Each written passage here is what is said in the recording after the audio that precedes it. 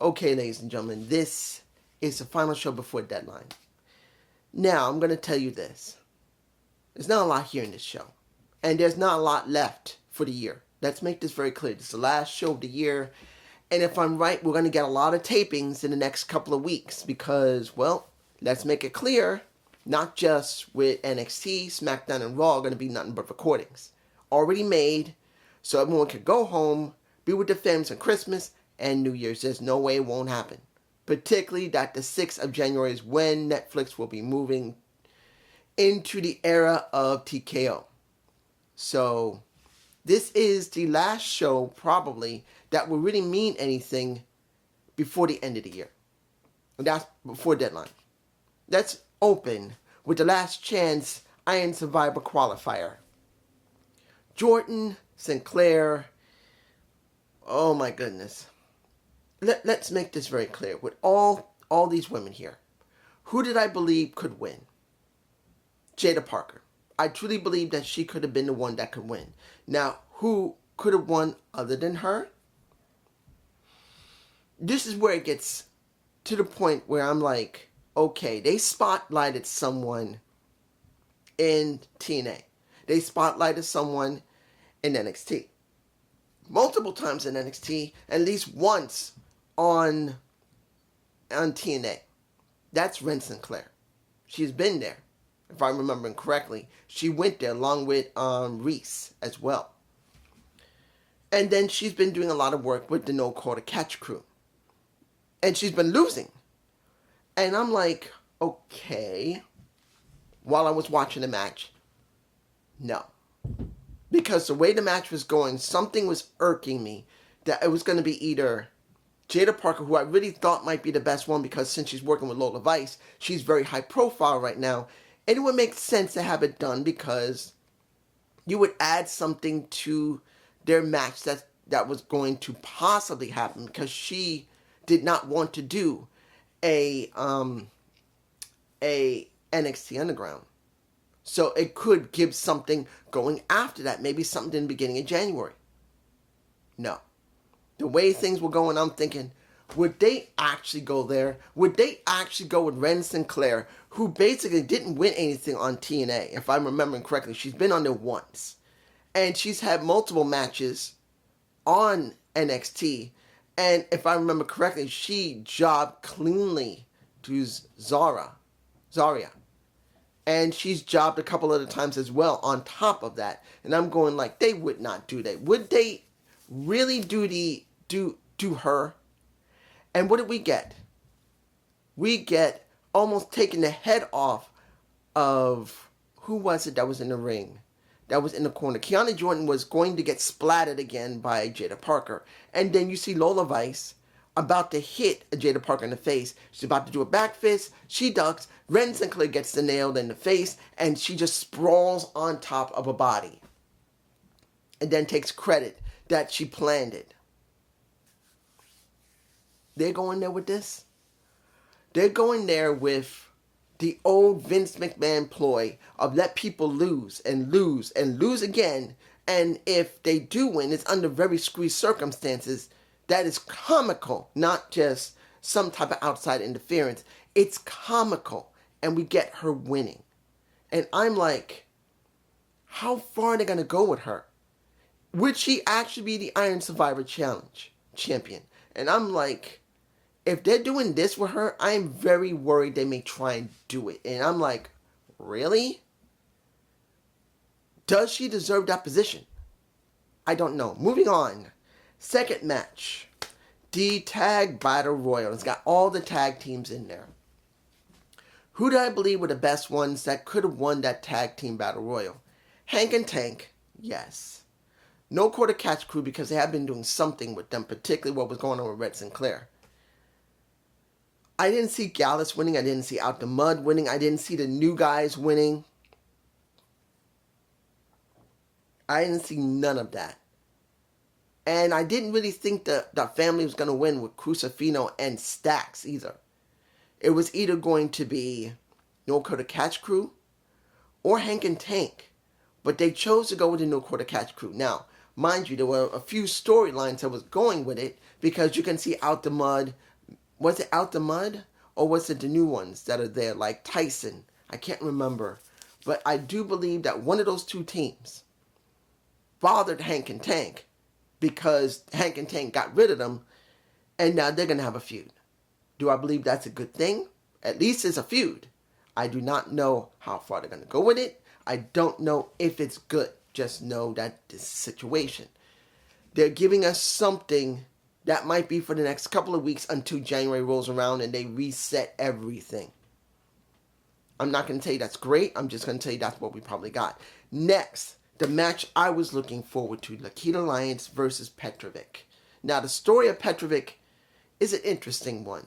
They are setting up Shanti Adonis to be her boyfriend. That's what they look like they're trying to do, a romantic involvement. She's pissed at him because he'd been messing around with a whole bunch of women before he finally said, you know what? This is the one I want. Carmen is the one I want. And he did contact Nikita Lyons, my girl. Look, there are very few women on that roster I can consider a woman that's mine. There's only two, actually. One, that is Saruka. I really still like Saruka, even though I still believe that her gymnastic ability is a little more than her wrestling style should be. She should put it back a little bit. And then you got Nikita Lyons. And I feel like as it comes with Nikita, now that she's come back with a different attitude, I find it a lot more appealing. Not just because she's wiggling her tits and ass and stuff. I'm sorry. I'm not telling you that's not something that isn't enjoyable. But when you look at her, she can wrestle. She has a certain style. She has a certain sex appeal. Kind of like with Saruka. Saruka's a surfer. She has a certain appeal for a surfer, as Nikita Lyons has a certain appeal as like a sex symbol. And when you see this match, I thought, okay, what will we get? Should it be that Nikita Lyons loses clean to Petrovic and we get Shanti Adonis coming out checking up on her? Or do we have Shanti Adonis come out and try to help her win?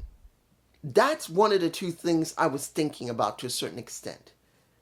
And what do we get? Guess what? We got Shanti coming out, checking up on her, and then taking a bullet for her as he shoves her out of the way without the ref seeing it. And Nikita hits him in the face saying, I didn't even want you anyway, then gets a spinning kick to the face and spins around and hits the floor like she was going to do the finger poke of doom and then do the straight ass pin because of that. And we get this. But what do we get after that? We got Ashanti saying, you won, you see, you won. And she's looking at him like, you shoved me out of the damn way. You shoved me out of the way. And he's saying, what?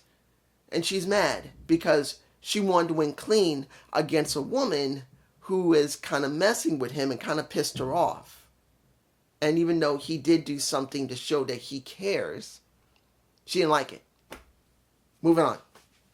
Now, Gigi Golan versus Ziggy Dane. Now, if you haven't noticed, there's a new guy working with Brooks and Sean Spears. I forgot his name. Mongo?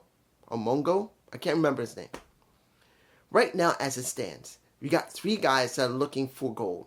2 guys for tag gold. 1 still wants the North American Championship. Okay? It's good to see they are doing something with some new guys there. And it was interesting that now he wanted one more person to join, and that is a female. And he looks at the return Gigi Golan, who went up against Ziggy Dane, and basically beat her. She basically beat her in the ring. Clean. There was no interference. She was able to do it on her own. And even though Tatum Paxley was there, and yes, seeing them when they were talking a little tiny bit with Sean Spears, and it was, Tatum said, he's creepy, and that's coming from me. Was it good? Yes. Because at this moment now, Gigi is the only woman that could join a men's group. Just like with the No Quarter Cats crew, it won't be that she's in a group of women. It will be in a group of men where it will be the focus on her along with them. They could focus on her. Kind of like how it was when it came to Chase U and when it came to Thea, which we haven't seen yet. We could see something like that with Thea. Not Thea, with Gigi, sorry. We could see it with her like that. Now, what did I think about the stirring of the pot segment with a, how can I say this? When you see Eric Bischoff, you know you got a lot of history. You know you got a lot of WCW talk, a lot of NWO talk, a lot of we want to see something that's going to be interesting. Now, here's the problem with me personally. When you look at what happened to Eric Bischoff when he was given, what was it, SmackDown, because years ago Paul Heyman had Raw, he had SmackDown. He never got a chance to do a damn thing. Vince cut his knees out from under him. So eventually he just left. Or was he fired? I think he was fired. He didn't leave. He was fired. You can tell me below if he was fired or if he left. I think he was fired because Vince said he was inadequate, but he never got a chance to do anything because Vince kept interfering with him doing his job. Running SmackDown. Writing for SmackDown. So seeing him here in NXT, where at this point, there is no more Vince McMahon, but there is a Triple H, makes it more difficult to just say, oh, this is great. This is now a Eric Bischoff that's not chained because of not Triple H, but Vince McMahon. No.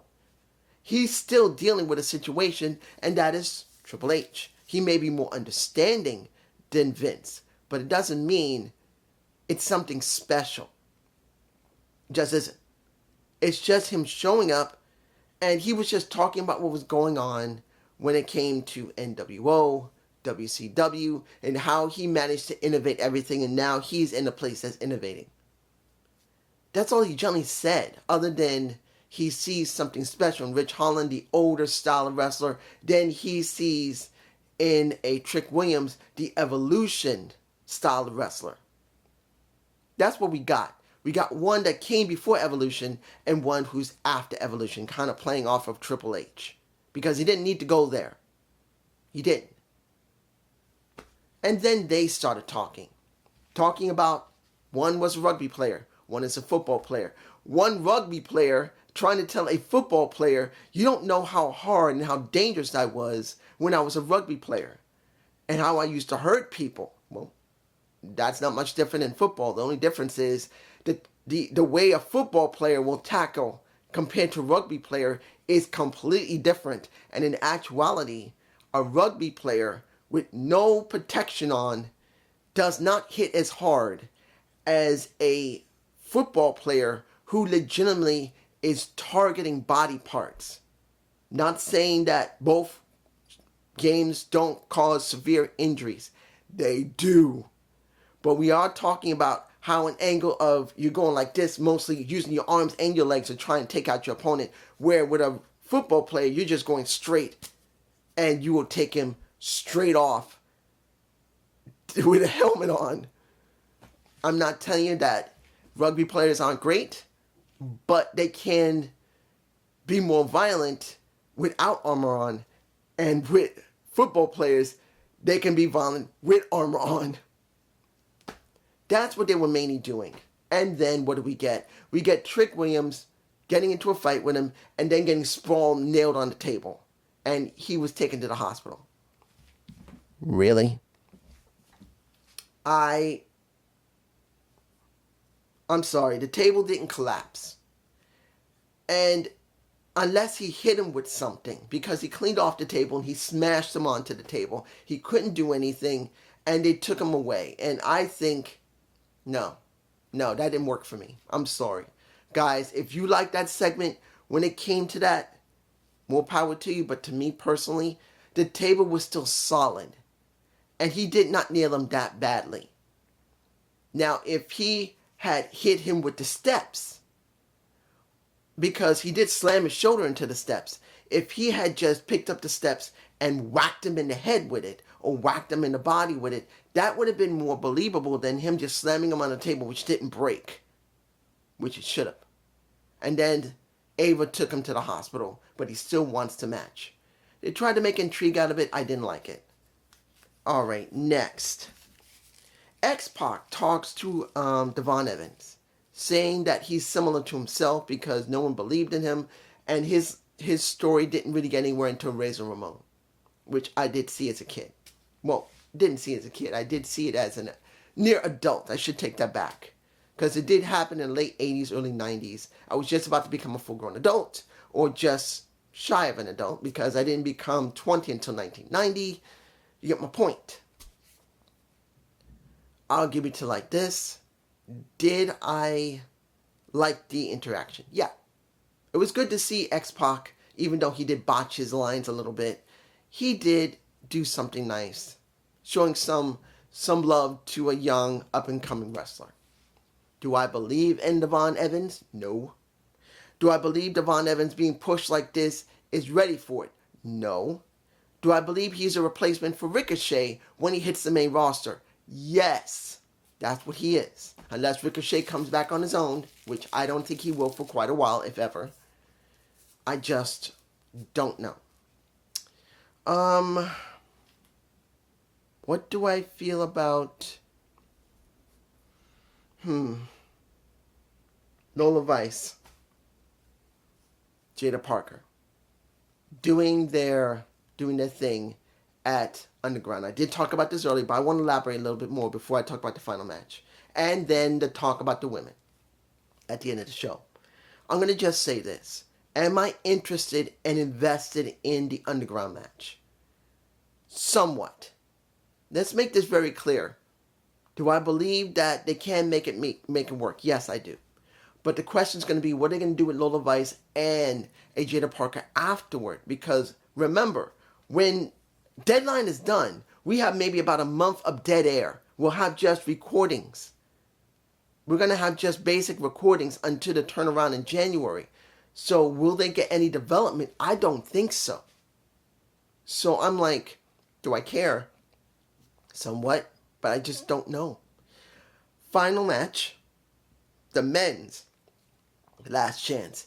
Axiom, King, Cedric Alexander, who I really believe should leave the company because they're really not doing anything. Unless he just wants to get this, he's really not doing anything in the company. And Eddie Thorpe. And then I'm seeing how Eddie Thorpe has been developed, and I'm like, okay, they decided to do something with Eddie. Do I believe Eddie would win this match? Because so far, he's been pissed off that every time when he was supposed to get an opportunity, someone interfered with, and now he's been bitching and moaning because it's been unfair. So, the match was fine. I didn't mind it. But did I believe Axiom was going to win? No. Because I didn't think they want to put Axiom and Frazier in the same match. So, he was out. Did I believe Lexis King could win? Yes, because he does have a storyline where he's trying not to be his father. So that's good. Then you look at Cedric. He's not doing anything. He's just working with the young boy. So it's going to be either Eddie Thorpe or it was going to be Lexis King. And they did have their interaction before the match, and Lexis King is trying to talk to him friendly, like trying to say, look, I understand how it feels.